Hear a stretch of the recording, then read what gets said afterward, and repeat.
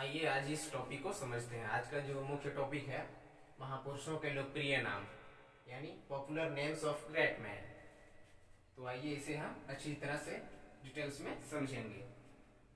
देश रत्न डॉक्टर राजेंद्र प्रसाद को कहा जाता था और अजात शत्रु। देश रत्न का मतलब हुआ यानी भारत देश के देश रत्न इनको कहा जाता था। देश रत्न का अर्थ हुआ देश के ये क्या थे, हीरा थे, हीरा जवाहिरा, हीरा को बोलते हैं। देश का कोई ऐसा मान, ये जो व्यक्ति थे डॉक्टर राजेंद्र प्रसाद, ये देश के प्रति जितने भी और नेता लोग थे या व्यक्ति जो भी लोग थे उनके साथ ये अच्छा व्यवहार, उनके प्रति इनका कैरेक्टर बहुत ही शानदार था। सबसे ये निर्मल हृदय से पेश आते थे, इसलिए इनको देश का हीरा कहा गया। दूसरी बात, अजात शत्रु। अजात शत्रु का अर्थ हुआ कि दुनिया में जिसका कोई भी शत्रु नहीं जन्मा हो, शत्रु यानी इनेमी, दुश्मन, जिसका एक भी जन्मा ना हो, उसको क्या बोलेंगे, अजात शत्रु। तो देश रत्न और अजात शत्रु डॉक्टर राजेंद्र प्रसाद को कहा जाता था। पूरे देश भर के लोग इन्हें इन्हीं नाम से जानते हैं या पुकारते हैं। आगे बात करते हैं राष्ट्रपिता और बापू। पूरे देश का पिता यानी गांधी जी, महात्मा गांधी जी, और बापू, बापू सबकी नजरों में ये वृद्ध, काम के प्रति इनको रुझान और अपने ऊपर आत्मविश्वास। इन्होंने जब हमारा देश जब गुलाम था तो ये गांधी जी ने अहिंसा को मार्ग को चुना, यानी ऐसा रास्ता जिसमें मार काट न हो, लड़ाई झगड़ा के ही हम उस जंग को, मैदान जंग में बाजी मार ले जाएं। गांधी जी ने ऐसा कदम उठाया था, अहिंसा के मार्ग पर चलते थे। वो कहा भी करते थे कि अहिंसा परमो धर्म, अहिंसा सबसे बड़ा धर्म है। अहिंसा, हिंसा नहीं, हिंसा का मतलब हुआ मार काट, शस्त्र से मार काट, टानी, भाला, गणासा, ये सबसे मार काट हिंसा कहलाता है, हिंसा कहलाता है। लेकिन ये अहिंसा के मार्ग को चुने थे।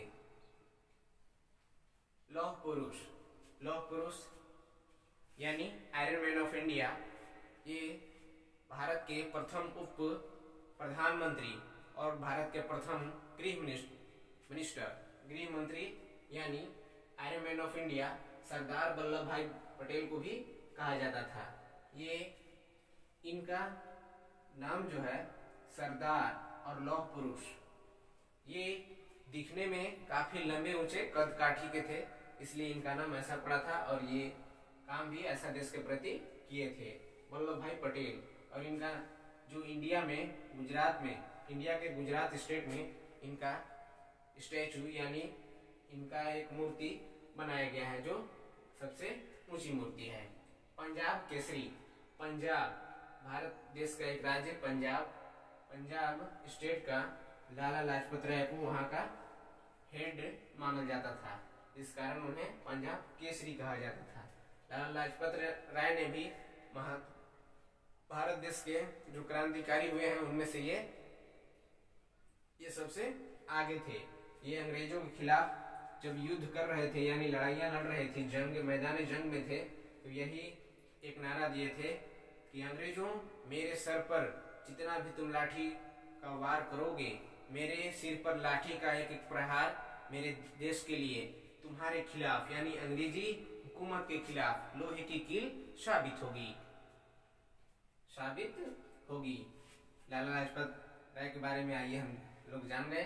बिहार केसरी, बिहार केसरी यानी बिहार स्टेट के प्रथम मुख्यमंत्री डॉक्टर श्री कृष्ण जी थे और इन्हें बिहार केसरी कहा गया क्योंकि ये बिहार के प्रति ऐसा बहुत अच्छे काम किए थे। गुरुदेव, रविंद्रनाथ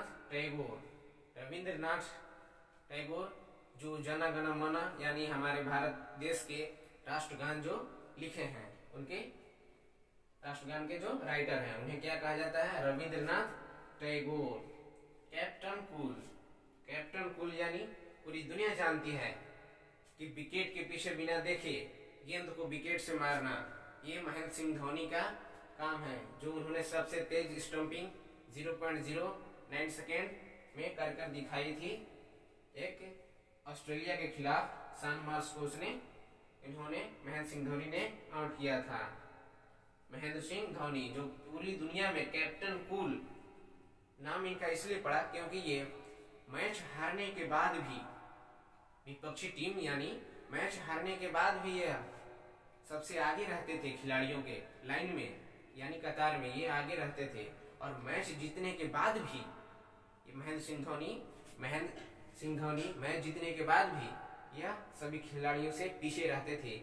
इनका सब खिलाड़ियों के प्रति ऐसी रुझान थी, सब में ऐसी घनिष्ठता थी, मित्रता थी, बात करने की ऐसी शैली थी जिस कारण इन्हें पूरी दुनिया इनकी दीवानी है आज, और इनका नाम कैप्टन कूल पड़ गया। Black Gandhi Martin Luther king को कहा जाता है शांति पुरुष।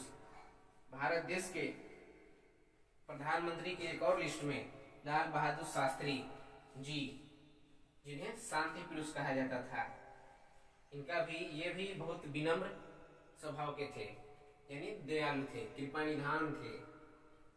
और आइए आगे बात करते हैं। इंग्लिश के जादूगर, आपने अवश्य नाम सुना होगा, विलियम शेक्सपियर।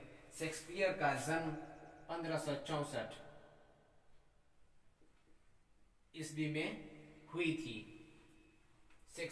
विलियम शेक्सपियर एक बहुत ही गरीब परिवार में पैदा हुए थे। इनके बारे में अक्सर ये बताया जाता है कि ये जब पढ़ाई कर रहे थे तो इनके पास एक अंगुली में हीरे की अंगूठी थी। नगीना की जगह पर इनके हीरे की अंगूठी थी, और लाइट का प्रबंध प्राचीन काल में तो नहीं थी।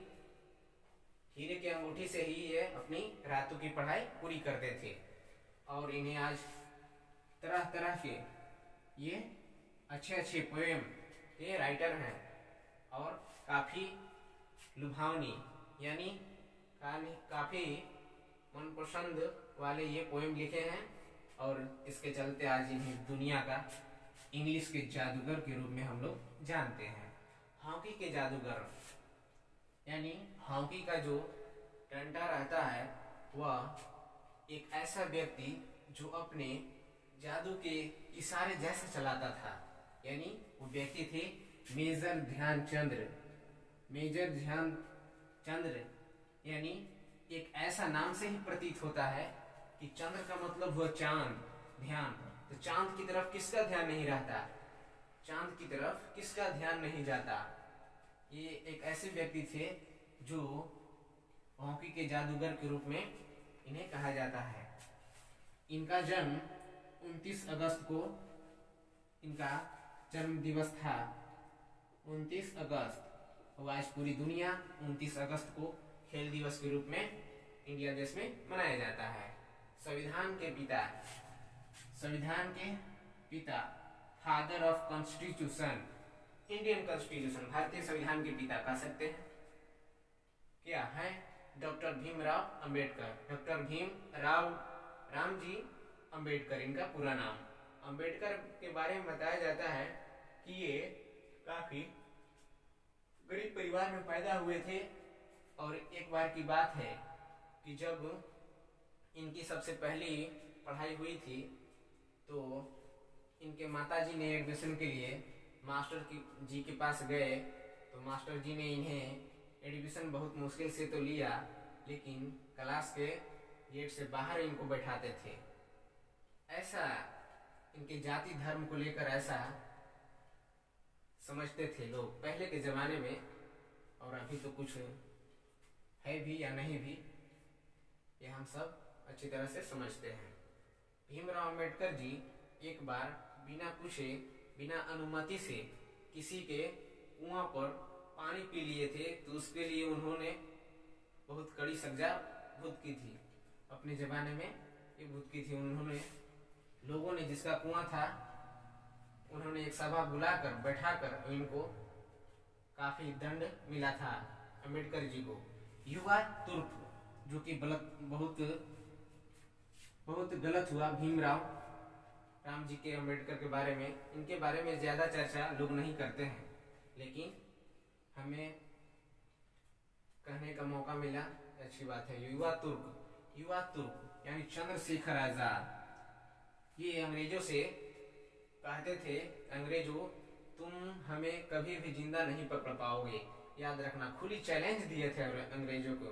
और एक बार इलाहाबाद के पार्क में, अल्फ्रेड पार्क में अचानक अंग्रेजों से मुठभेड़ होती है और वहाँ पर इन्होंने कई अंग्रेजों को मार गिराया।